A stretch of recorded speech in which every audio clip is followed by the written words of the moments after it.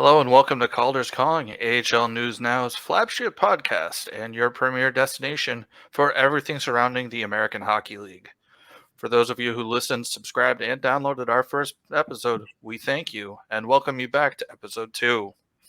For those of you just joining us, we welcome you to the podcast and invite you to check out episode 1, where we discussed a variety of topics and even interviewed Scott Howson, president of the NHL. You can find it visually on YouTube, on Spotify with just audio, and anywhere else you can find podcasts. In the next half hour, give or take, we invite you to join us as we dive deep into the heart and soul of the AHL, where future NHL stars are born and the passion for hockey runs just as deep as the ice itself. Before we get started, I'd like to thank our show sponsor, Document Doctors. While not on the ice, they can help you and your business optimize and increase your revenue and profits to a bigger slice. Check out documentdoctorsllc.com and don't forget to mention that AHL News Now sent you to them. This week, unfortunately, we're at 75% as we're missing Corey Swartz this week, but not to worry, he'll be back this week. I'm Zander Manning and I'm joined by Deana Weinheimer and Jakob Forster. Deana and Jay, how are you guys doing tonight? I'm amazing. I am doing okay over here. Well, let's get started right away. We'll get started with our 3 stars of the week. Let's start with you, Jay. Who are you looking at as your 3 stars? My first star is Trey Fix-Wolansky of the Cleveland Monsters. Had a 3-point night in the opener for the Monsters and has, I believe, 5 points on the weekend so far, which is, or not the weekend so far, on the season so far. 5 points in 2 games is seems pretty good to me. He obviously was the Monsters MVP last season, and it looks like he is getting ready to go for another MVP caliber season. Definitely unfortunate for Corey when he watches this tomorrow, as he did do that against Lehigh. It's all good, but I need to just chime in there about Trey Fix-Wolansky. I am Jay calls me the president and founder of the Trey Fix-Wolansky fan club, but he is so close to taking literal franchise records in all major scoring categories. Like, he could do it this season for the Cleveland Monsters. So keep an eye out for him. He may be one of our stars this week, but you're going to hear that name again. That is if he doesn't get called up. You never know. Don't put that into the universe, please. Well, Deana, who do you have as your stars this week?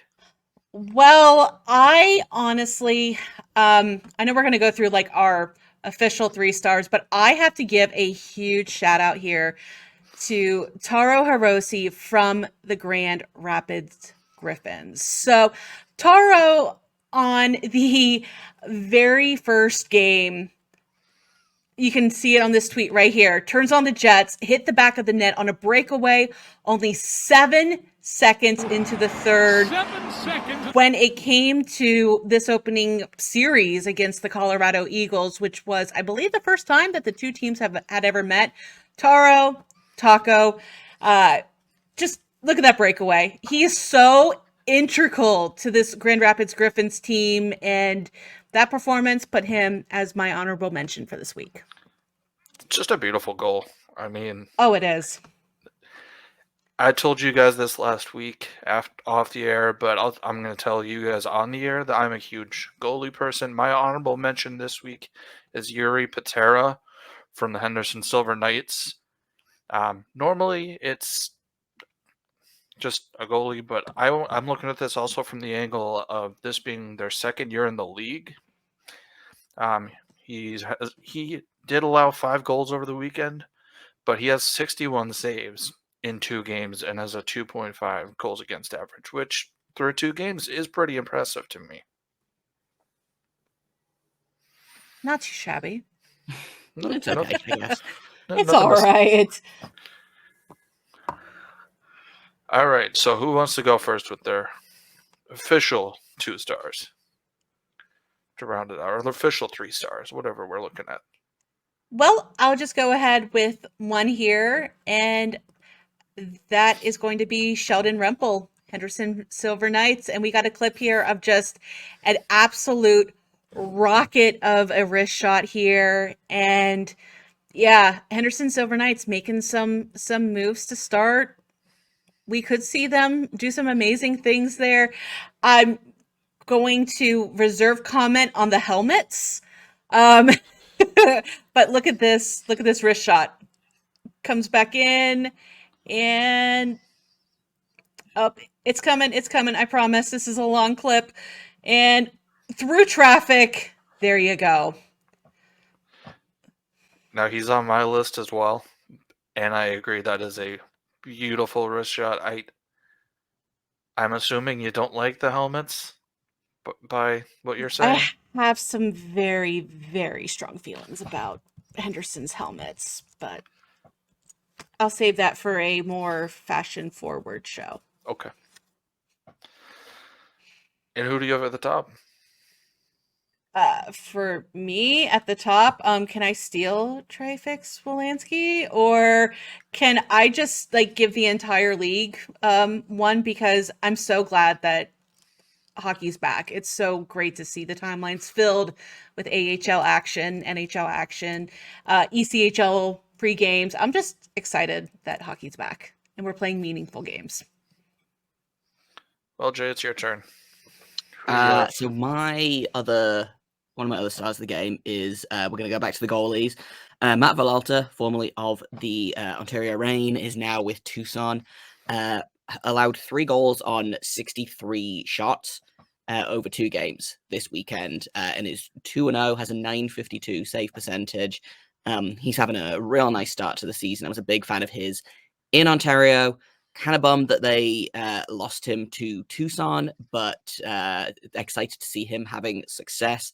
And then my other pick is Joey Anderson of the Rockford Ice Hogs, veteran for the team. Had, I believe, a 4-point night in the 7-2 win over the San Jose Barracuda on Friday night, and then got another assist for a 5-point weekend in the second game that weekend. Just a really, really nice weekend from Joey Anderson. Made some really, really nice plays, like the one that you can kind of see right now. Like, I watched that pass happen and just was like, oh yeah, that's going to go in the net. So I cheering for the other team, obviously, but that was just a real nice play for him to make. Can we just wait for, okay, just once this clip comes back to the beginning, we just need to watch this whole setup, because I think you could have given props to literally anybody on the ice for the Ice Hogs at this point. Like, look at the player, just walk the blue line, nice crisp passing, great communication. Everyone is where they need to be. That is a power play. Yeah, it was a really, really solid power play. And then he did the same thing again on the second goal, just at even strength, but from the other side of the net. So it was just a really impressive weekend all around from Joey Anderson, if you ask me.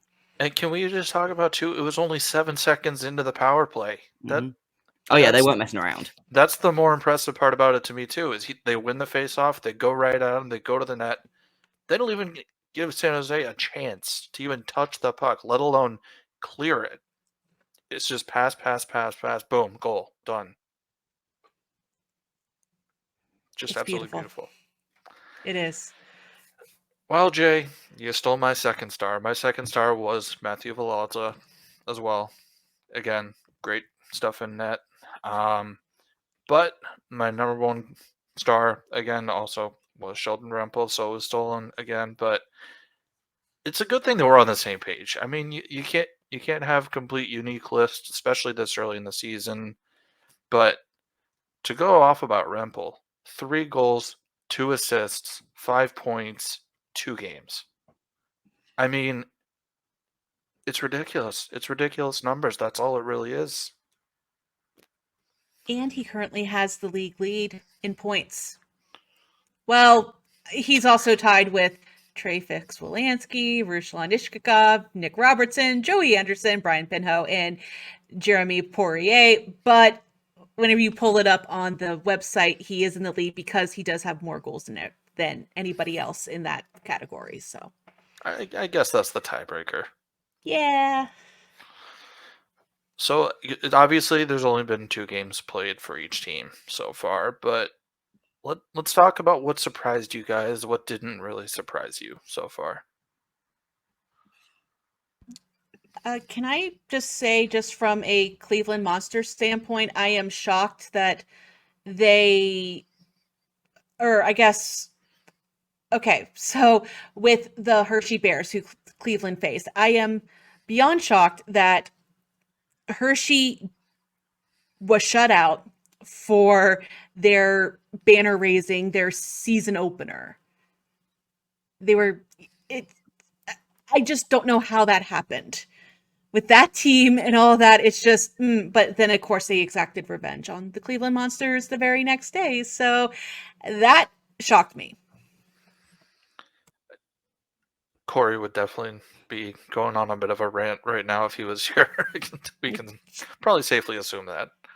Just a little bit. But yeah, I'm also in the not shocked category. I'm not shocked that the Syracuse Crunch are 2-0. Look at their goaltender, Mr. Pyotr Kochekov and Hugo Alnefelt. But I am very much surprised that the Grand Rapids Griffins went 2-0. So great for them. And yeah, but it's still very early to tell, but that would be mine for week 1. I have a couple of surprises, but I am going to save them for later because that's kind of what I want to talk about Okay. today. So my surprise is one thing first of all, I'll just say what I am surprised by is Hartford sweeping the weekend. I will be writing about this on ahlnewsnow.com tomorrow. I didn't expect Hartford to come out firing the way they did. Yes, they do have 2 very solid goaltenders. They do have a very solid roster that could be in the NHL for most of them. But I didn't see them coming out and putting their stamp on the league so fast. They did make it to the Eastern Conference Finals last year, but they're a team that I expected to kind of lose a little bit of that momentum coming into the season. What I wasn't surprised by, unfortunately, was Springfield going 1-1. I don't.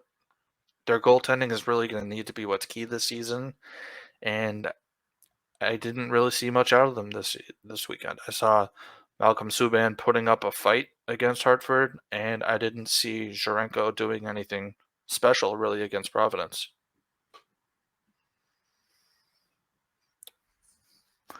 I'm just having flashbacks to last season with Hartford where it's like, okay, they look good, then they fell off a cliff, and then all of a sudden they came back. It was like, oh, here's the Wolfpack that we knew. It's what we knew a few years ago, but didn't see. I feel like Yeah. last year, it's like okay, yeah, this is what we see, but it's not producing. So, should we get to our power rankings? Sure. I'm going to be winging this one. We'll just go with our top 5 this week, since obviously it's early in the season. So it's kind of too early to go with the full 32 or so teams. In no particular order. Some people are going to be wondering why I'm saying Tucson, but I was actually impressed by Tucson's play this past weekend. And I don't feel like that organization gets enough love. But whenever you have Shane Doan's son coming in, scoring his very first goal, it's just a special story. So if nothing else for that storyline, they're going to be in there. The Grand Rapids Griffins, pleasantly surprised with how they started. A lot of solid vets and players on that team. They're in my top 5. I'm going to give it to the Syracuse Crunch again. I mean, they're 2-0. seeming to do pretty good with the penalty minutes and all of that. It'll be interesting to see what happens whenever the goaltending situation changes. I'm going to put Hartford in there. And then I'm also going to give some love to the Belleville Senators. Just for some extra North Division, shout outs there. All right. Yeah, I'm going to go with some of the same teams. The Canucks, the Abbotsford Canucks, I think, had an exceptionally good weekend. Grand Rapids as well. The San Diego Gulls, a 2-0 on the season, which I think surprised literally everyone in the world, especially because they don't have Lucas Dostal anymore. How many is that? 3. I'm also going to give the Roadrunners their props. I think they had, again, a really good season opener on the back of Matt Villalta. And I am going to give a shout out to the Toronto Marlies, I think, even though they had a massive lead and then managed to lose that somehow. I think they look real good to start the season. I don't think they want to talk about it. No, they probably don't. Definitely not. For me, I'm gonna go with Jay. I agree with you on the Canucks. Definitely an impressive goal margin too. 11 goals for, 7 goals against. My other is obviously in no particular order. I'm going to go with the Henderson Silver Knights. 11 goals, 5 against. That's just ridiculous. Especially, I'm factoring in the road factor here as well. They had to travel all the way to Iowa for this one. That's a bit of a hike for them to pick up 2 wins. I'm going to give Hartford some props as well. Sweeping the weekend. 6 goals, 3 assists. 3 goals against. It's not exactly the most impressive goal margin, but it's still 2 wins. Nothing to sneeze at. I'm going to give props to the Syracuse Crunch. 2-0 on the weekend. And I'm going to go with the Grand Rapids Griffins as well. 2-0 on the weekend. And they had 8 goals and only allowed 4 themselves. 22 penalty minutes in 2 games. That's an average of 11 per game. I mean, that's beautiful. And of course, Deana, I know you had a few words off the air about Libor Hajek and joining Scranton. Love to hear your thoughts on this one.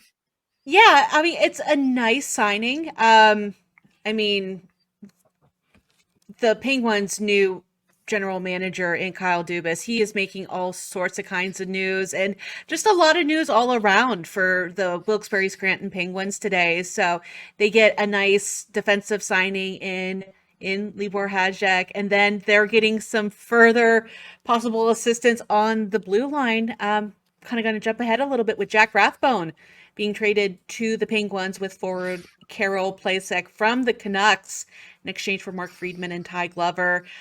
I just enjoy Jack Rathbone's play. I haven't been able to see Hajek really play, but when it comes to my beat with being the Cleveland Monsters, I will see plenty of them. So I'm excited to start seeing more of these players here. I mean, I personally am excited to not have to deal with Jack Rathbone 8 times a season. So that's another subject I have very strong feelings about, but I'm excited to be able to watch him play more. I'm not looking forward to him being in my division, but it'll definitely make things interesting and maybe make it more competitive this season. I mean, of course, the Atlantic's always a competitive division, but with how much that the Penguins do play, maybe the Central or maybe the North, it's definitely going to make things a lot more interesting this year.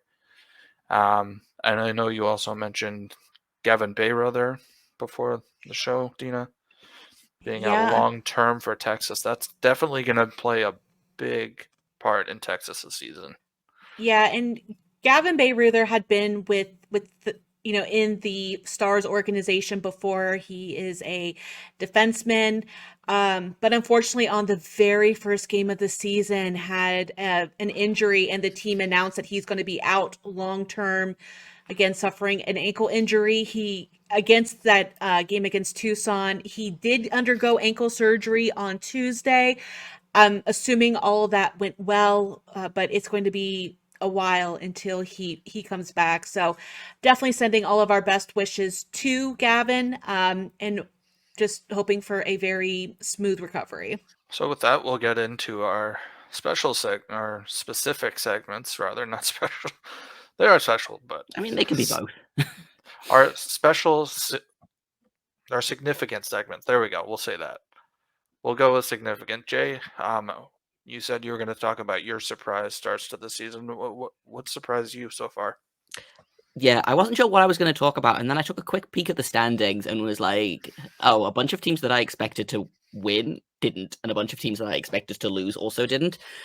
So like the biggest one for me is the San Diego Gulls, who were just god awful last season. Like I don't remember if they were 32nd in the league, but they were right down there. And they're 2-0 right now. They've got Alex Stalock, veteran goalie, who is 1-0, made 40 saves on 41 shots for his game with San Diego, and the other goalie did very well as well, beating local rivals, the Ontario Reign, who are 0-2, which I also didn't expect because they got a lot of reinforcements from the Kings, who are kind of in a weird logjam with forwards right now. So they have a ton of forwards that they just sent down to the Reign, and they there you go, thank you, Deana. Yeah, they were 32nd in the league, which I believe is the first time in AHL history that a team has finished in the third, like, bottom of the standings in the AHL and the NHL. Obviously the Ducks finished 32nd in the NHL last season, so I was not expecting them to do basically anything this season, but they seem to be making a good go of it. So like that's my biggest surprise, really. Laval going 0-2 surprised me as well. That is a team that is stacked, and I don't understand why they're struggling. Like, I assume maybe goaltending is an issue for them there, because I believe Caden Primo is up in the NHL right now. But they've got such a good roster that it's seeing them not come out of the weekend with any wins was a real surprise. My other surprise, I think, again, vaguely surprised by the Roadrunners, surprised by Calgary, who are not looking as aggressively dominant as they were last season. They haven't lost a ton of guys. I guess Matthew Phillips really was kind of a load-bearing player for that team, but they still have Dustin Wolf. Obviously, they're out with they've lost Jacob Pelletier, but I was expecting them to be way more dominant than what I saw from them this weekend. And I think that's kind of all my surprises. Pleasantly surprised by the Cleveland Monsters deciding to be personally offended by the Hershey Bears in their season opener, but I'm not mad about it. So hopefully they can kind of keep building, despite the fact that they're probably going to lose a couple of players to Columbus sooner rather than later. Oh, yeah. Why does this keep getting put into the universe? Did something happen today that I'm not aware of? Well, the team was real bad against Detroit. Well, so I'm other than that, there was a full moon last weekend. Yeah. I don't know if that would affect what you're saying, Jay. Also, I don't think you're getting David Jiricek back. Sorry about it. Well, that's okay. I mean, I am so excited for David Jiricek. Let him live his best life in Columbus as long as they are actually playing the young man, because there's so much depth on Cleveland's defensive list. And yeah, but that came out sounding very like, that's fine, I don't want him. Like, no, that is the complete opposite. I am very, very excited for him. It was more of a good for him, but yeah, the Monsters aren't going to play well now. Yeah. Yes, but they I mean, will. Yes, they will. That's the goal of the league, to get them up to the NHL. Yes, absolutely. That's why I'm happy for him. Double-edged sword, I guess. Arguably, he never should have been down there in the first place, but that's a whole other thing that we won't get into right now. I think that's all of my surprises. I'm sure by the time we roll back around to recording this next week, there will be even more weirdness that has happened, but those were the ones that kind of really stood out. Like San Diego especially was the one that I was like, what the heck? I will say San Diego did surprise me as well, coming out 2-0 on the weekend. I mean, who did they play this weekend? I'm Ontario.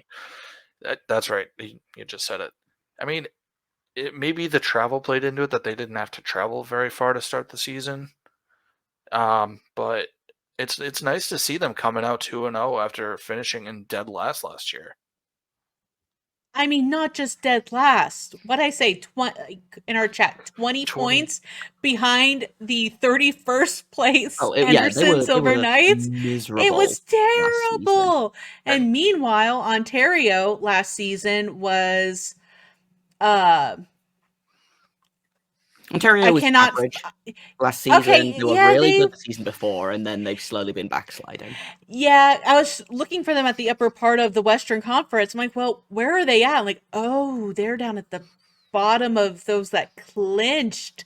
They went 34, 32, 5-1 for 74 points, but that's still 31 points ahead of San Diego. What happened to Ontario in the offseason? Well, they lost their starting goalie to Tucson, I think is probably a part of it. Well, that'll do.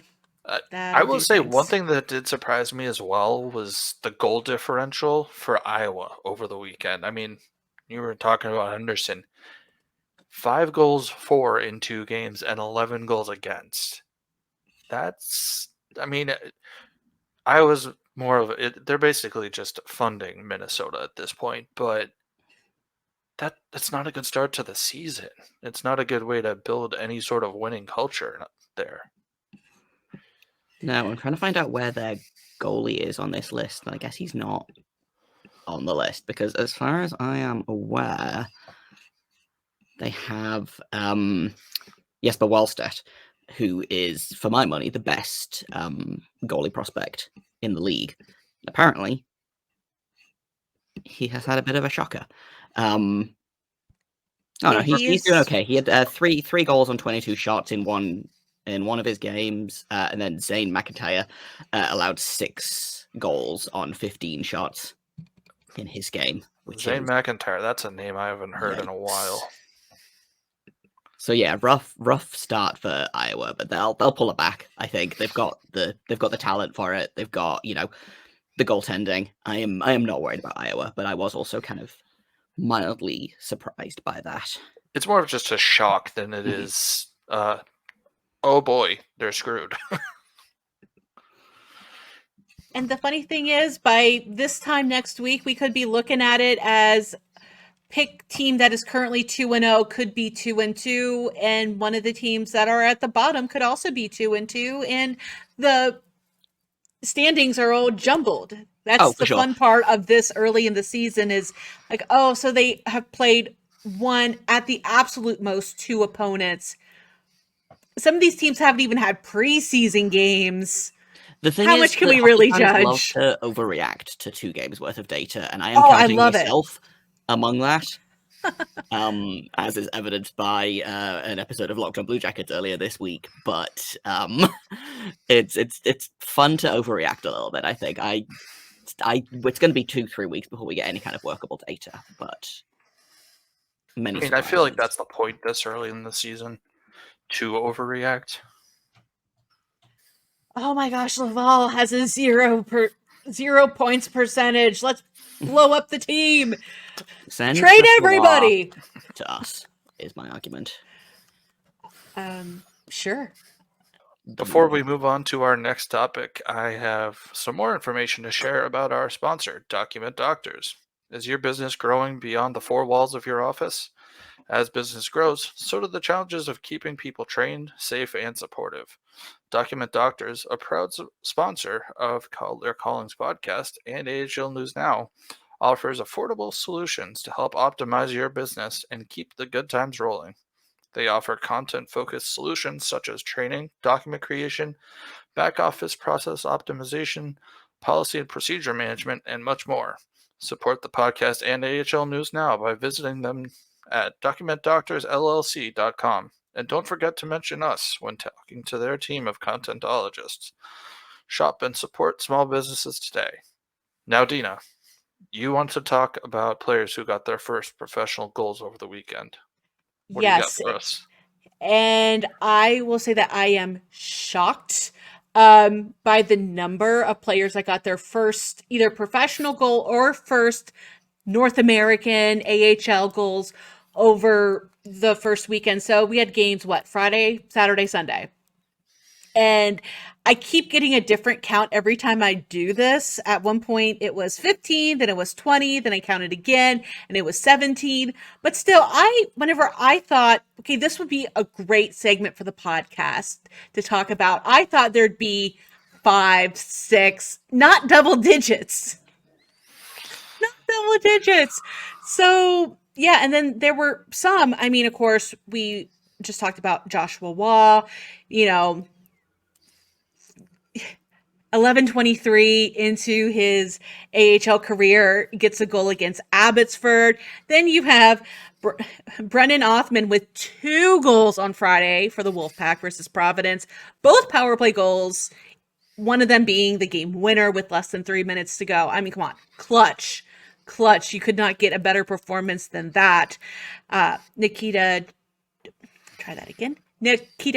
Chibakrov opened a very unassuming dump in, and then the puck just bounces on Dustin Wolf, and it's just like, he's practically halfway across the rink, and it happens. I mean, just a few shout outs. Kyle McDonald, Josh Doan, Tucson on Friday, Ryder Rolston for Rockford in a 7-2 win over San Jose. John Farinacci, Zachary Bolduc in the Providence and Springfield game, Ryan Francis.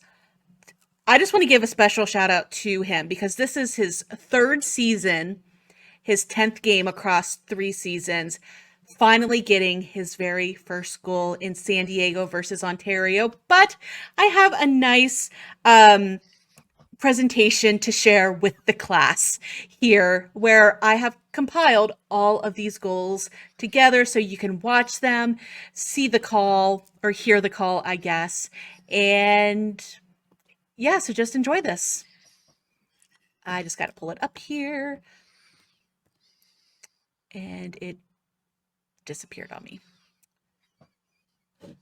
1 second. It changed folders. There we go. Heinemann ne parvient pas à tirer. Roy reprend au cercle.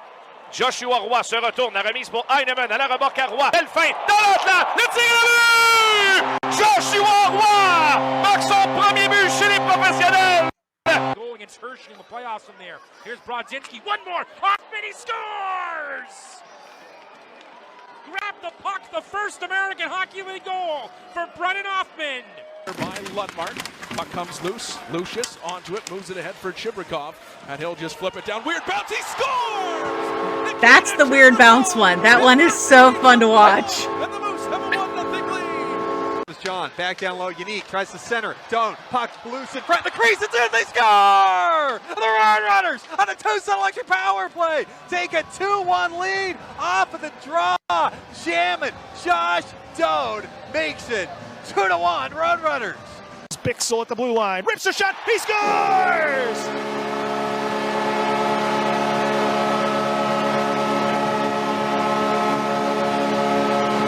And Texas has a very loud goal horn. It's a beautiful goal horn, game, though. Kyle McDonald In my has opinion. his first professional goal. Rolston keeps this play in the offensive zone here for the Ice Hogs. Rolston doesn't have any points yet. That's produced a couple of scoring chances, and there he capitalizes on one. Oh, it's the reverse jinx. Ryder Rolston gets his first pro goal. That's a beautiful call right there. Attention, revirement, échappé McDonough qui couche le gardien et le but!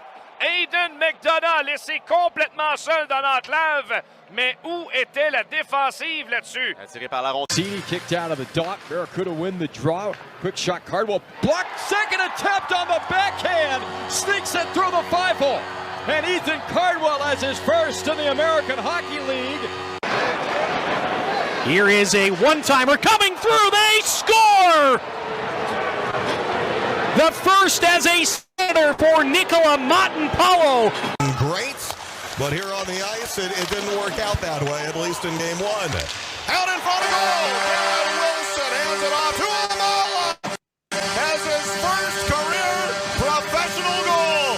Samu to Amala on the power play. Unique, left wing side for Sanford. Gunther to the net. Dylan works in, he scores! And the Roadrunners take a 1-0 lead. Dylan Gunther getting his first. 11. Off the faceoff, Roadrunners have it. Gunther drops it back. Zuber throws it in, they score! And the Roadrunners take a 2-0 lead right off the faceoff. Maxi Zuber gets that one through. That's 3 for Tucson. He was a feisty customer as well. Here he was a shooter, and it was a bad save for Gahagan. Turnover, Belleville, Gendron, score! Alexei Gendron, his first goal as a pro. Brazo stuffed it in front. Merkulov spins it. One-timer Lysell deflection. Save Varenko, but the rebound rolls home.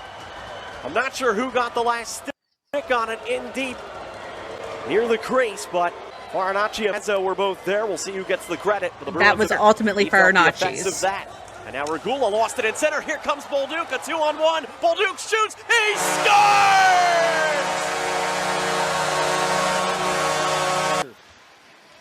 Shalgren getting it back out. Clifford going to hand this one over to Miller's under flight. Tipped out front, scores! Ryan Torberg got a piece of that one out front, looks like. Torberg's first goal as a Toronto Marley. That's a... Valadier Boyens behind the net. LaPierre, the only returner on this line. Trying to go back to the point. Did Miroshnichenko. Blackwood sent to the goal. Deflection. Score!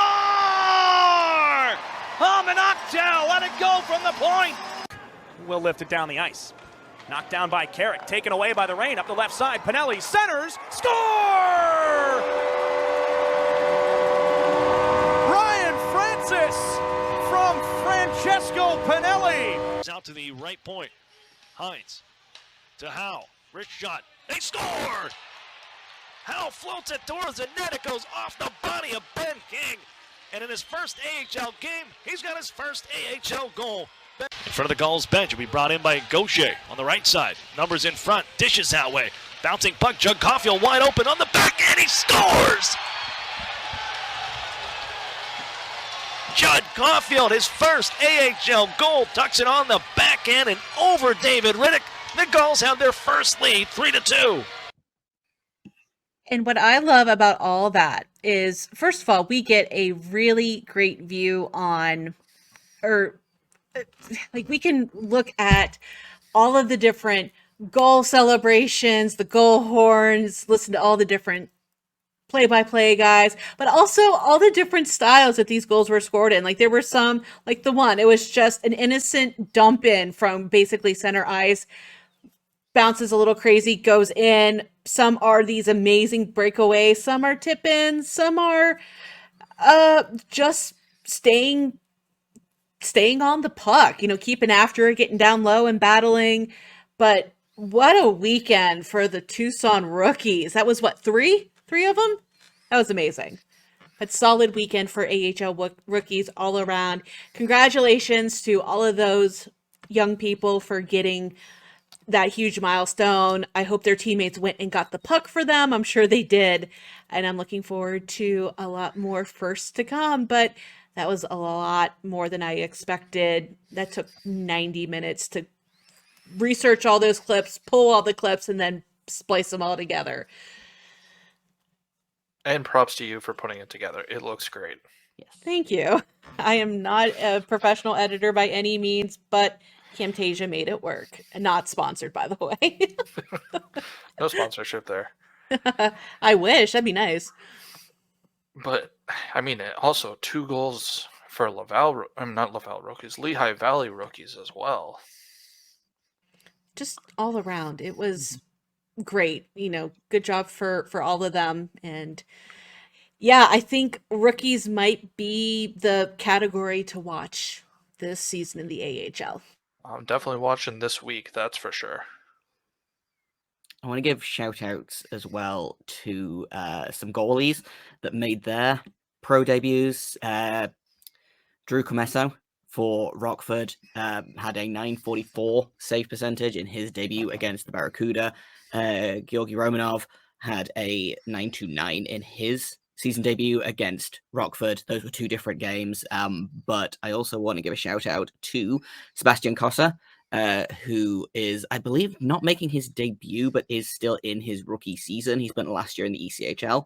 I believe he played 3 games last season. So this is not his debut, but season debut, his 4th ever AHL game, made 41 saves for a .953 save percentage. So, gotta give props to the goalies as well as the goal scorers, because who would I be if I wasn't doing that? I'm glad you brought that up, because I was looking into the goalies, and then I saw how long this segment was going to go. I'm like, hopefully somebody just picks up what I've inconspicuously dropped. So I knew I could count on you for the goalies. I always if there's a goalie to be talked about, I'm your guy. You and me both, Jay. You and I are the suckers for the goalies. What can I say? I mean, you are a goalie, so the shoe fits. I'm a wannabe goalie, but not an actual goalie. I do not have the knees to be a goalie. I can skate backwards pretty well, though. I guess I'd be the defenseman of the group. There you go. And Corey would be the forward. We got our team, sort of. There we go. A whole line. We got a penalty kill. Oh, that would be a rough penalty kill, only having 2 skaters. But we have 2 goalies, so I think we're okay. Well, I guess I could be a forward. There we go. I feel a little bit better about this. Corey would probably take the face-offs, and I'll take the wing. We need Corey back to discuss the actual discuss our lineup tactics, semantics of this, and if he's good at face-offs. I know he plays. I just don't know how he is on face-offs. You do not want me on face-offs. Stay tuned. We'll let you know next week. There you go. Coming to an outdoor rink near you. Ooh, an outdoor rink. I like the way you think, Jay. Well, we don't have outdoor rinks over here in California, so it's wishful thinking on my behalf. So it's down to Pennsylvania, Ohio, and Massachusetts. Well, you can't count on Ohio. Remember what happened at the Outdoor Classic last season? 5 hours sun delay. The one day it's actually sun shining in Ohio in freaking March. No one had that on their bingo card. But anyway, that's...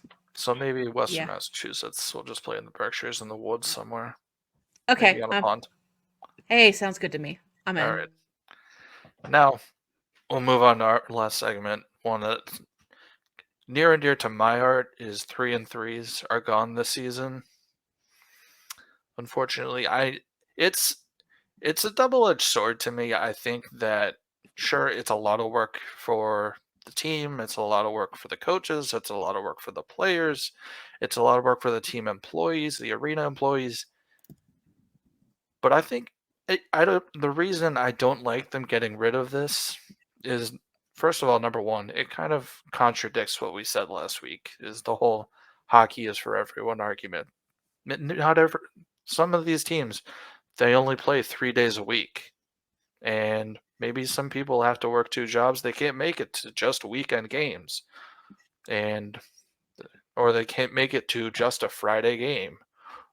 And it's... and then not only that, but it doesn't exactly prepare the players for the life of an NHL player. An NHL player is going to be playing on a Wednesday. They're going to be playing on a Thursday. Sometimes they'll be playing Friday, Saturday, Sunday, or they'll be playing on a Thursday and then a Saturday and a Sunday. But now with the 3-3s gone, where does that preparation come into play?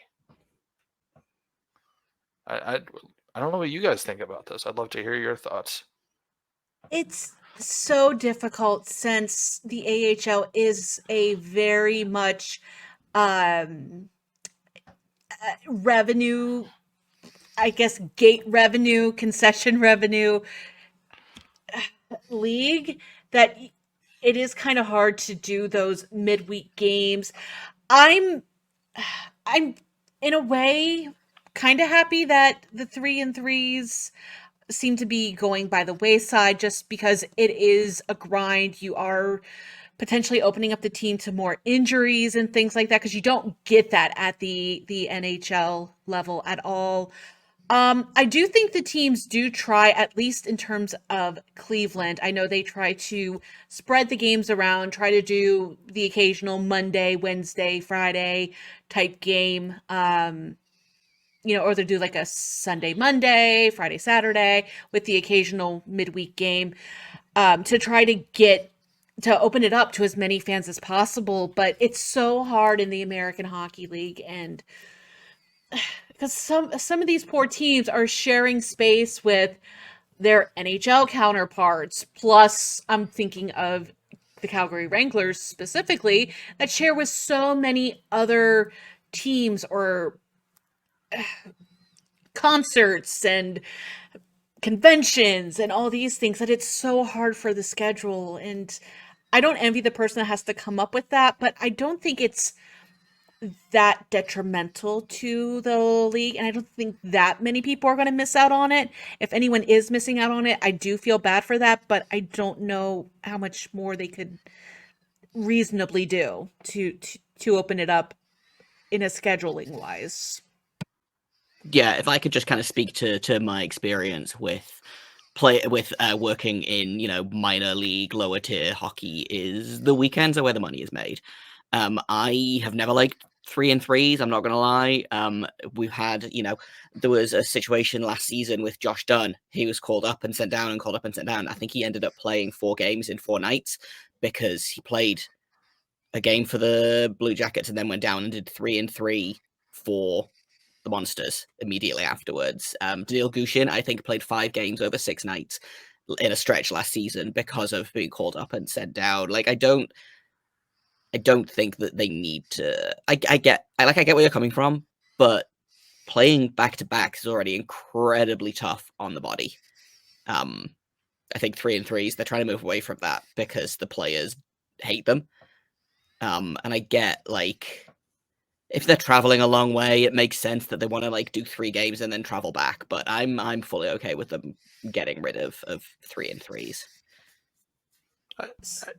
I see the logic. I do. I will admit that I do see where you guys are coming from. I know it's a development league, and some of these guys, if you play on a Wednesday and then you don't play again until Saturday, you're gonna be waiting around, waiting to play, getting rusty, and you don't know if you're gonna get called up.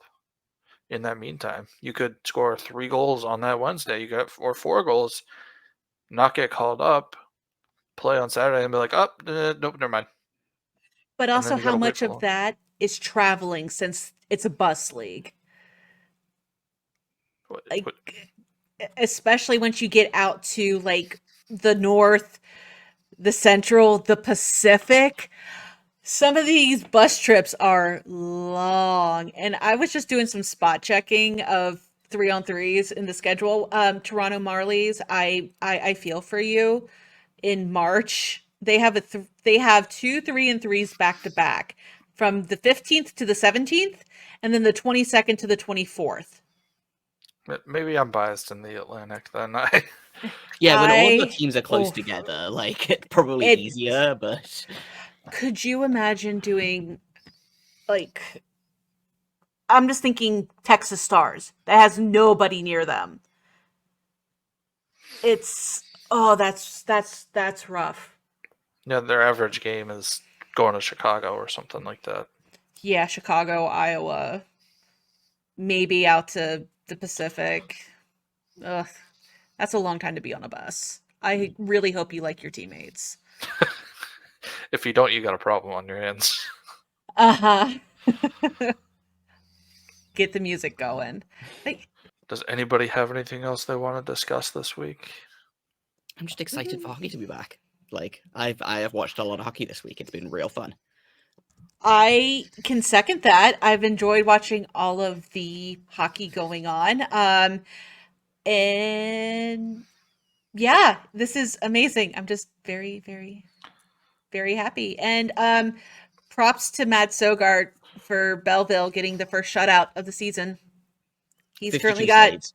He was a guy that I was looking at as well for shout out. And I forgot to mention in the segment, but yes, he was the guy TM for Belleville this weekend.